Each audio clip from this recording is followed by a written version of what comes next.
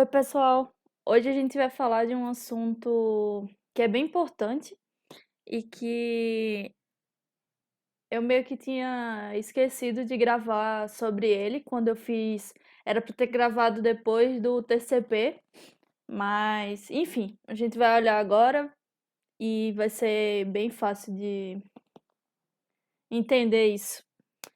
A gente vai falar hoje sobre payload. O que eu vou explicar o que é um payload. Eu não vou conseguir fazer o payload aqui para vocês olharem, vocês vão entender.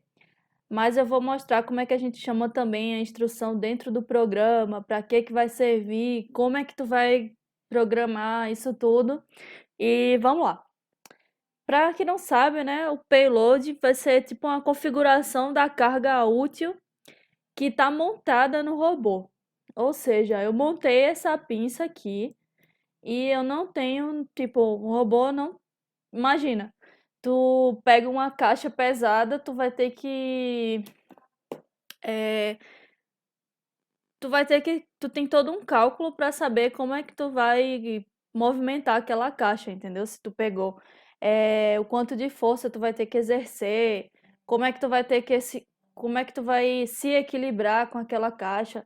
Então é mais ou menos isso. Vai funcionar assim com o robô também, quando tu coloca uma ferramenta. Nesse caso aqui, eu deixei a pinça porque a gente vai trabalhar essa semana com ela e eu não vi sentido de fazer com outra coisa, mas a gente tem que fazer isso com qualquer coisa que seja montada no robô, tá? Então, eu vou falar, ó, dentro dessas informações de dados de carga útil do robô, eu vou abrir aqui para vocês verem onde é que fica. Em System Motion Payload, tá vendo? Esse aqui eu coloquei como se fosse da GAN. Vamos em Detail e aqui vai ter todo os dados dele aqui. Nesse caso não tem porque eu não coloquei ainda, vou pegar os dados depois e colocar, mas porque eu estou no offline, né? Na vida real, quando a gente vai fazer, a gente tem que executar o programa de cálculo de payload para o robô calcular esses dados agora que eu vou explicar, mas seria aqui, ó. Eu não vou conseguir fazer aqui porque eu estou no simulador, tá? Seria em Identity e nessa identificação aqui ele calcularia. Eu vou tentar achar a foto de uma tela de como é que ficaria aqui para poder.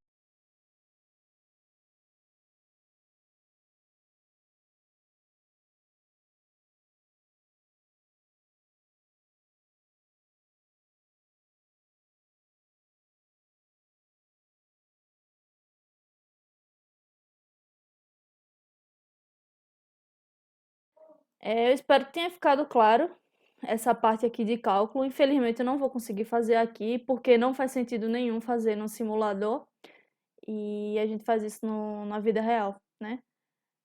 Então é isso. Então já mostrei aqui onde é a tela. Vou explicar agora por que que a gente tem que fazer isso, como eu acho que já tá meio que explicado, né? Mas quando a gente faz isso bem feito, adequadamente, né?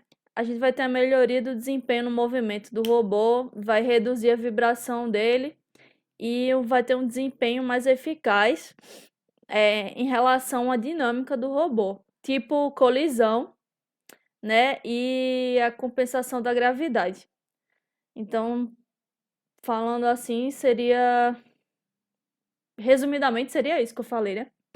Quando a gente faz isso incorreto, a gente vai causar uma vibração, uma detectação incorreta de colisão, entre outros problemas. Então, esse é um step muito importante para você fazer com atenção e programar com atenção, assim como todas as outras coisas, tá? Mas parece uma coisa besta, não é? E é isso. Agora eu vou mostrar para vocês como é que a gente chama em cada programa os cálculos aqui, ó. Por exemplo, eu tenho disponível aqui 10 cálculos, ou seja, eu poderia ter 10 cálculos aqui. Vou dar o exemplo da pinça, que tá em. Vou mudar aqui. Faz de conta que essa pinça tem, pra gente saber, tem, sei lá, 100 quilos. Vou deixar aqui, não calculei ainda. Faz de conta que isso aqui tá calculado. É, Vou fazer um programa rapidinho aqui pra gente Quando calcula, só para deixar bem claro de novo, né? Quando a gente calcula, faz o payload, todos esses dados aqui vão estar preenchidos, tá? Não vai estar, a não ser que realmente seja zero algum desses aqui, é bem difícil. Mas aqui, por exemplo, eu vou ter o centro de massa X, Y, Z e a inércia de cada um, tá? No Fano que a gente tem uma instrução própria para payload. E isso é muito útil, eu já vou explicar por quê.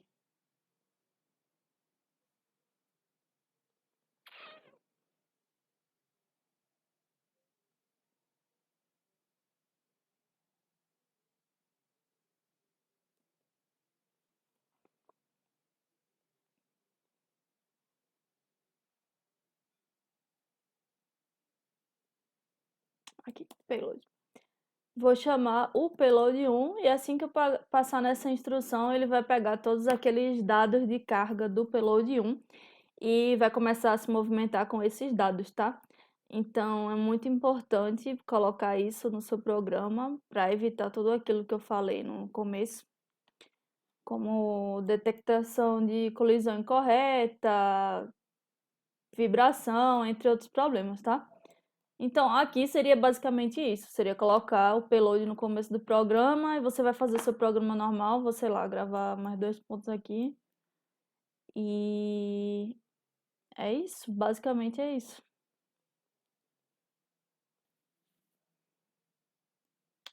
Por exemplo, se eu tivesse um gripper aqui e eu tivesse que fazer, por exemplo, um depósito, vou trocar a ferramenta aqui e vou colocar um gripper. É isso mesmo que eu vou fazer. Se eu tiver um gripper, eu vou ter no mínimo 2 payloads, concorda? Por exemplo, eu vou ter um payload com a ferramenta aqui, que é o gripper somente, e vou ter também um payload que é com a ferramenta e a peça.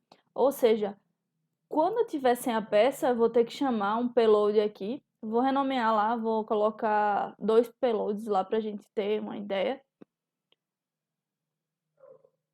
Vou trocar aqui de GAN para gripper. Vou colocar garra. Colocar gripper 1 pra gente não se confundir.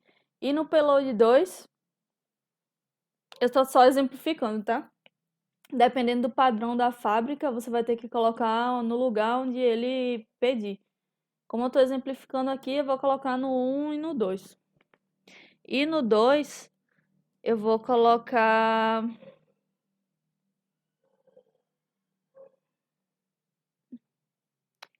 Vou colocar gripper com peça, pra gente não se confundir.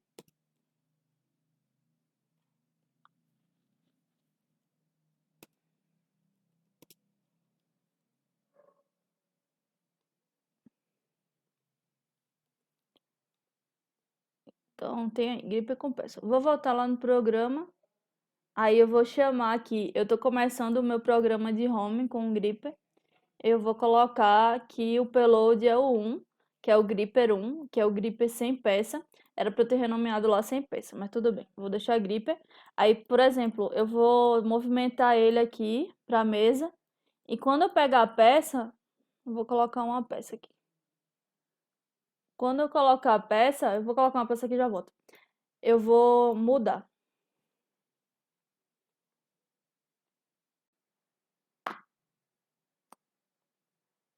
Então, vou gravar, vou fazer um programa aqui rápido.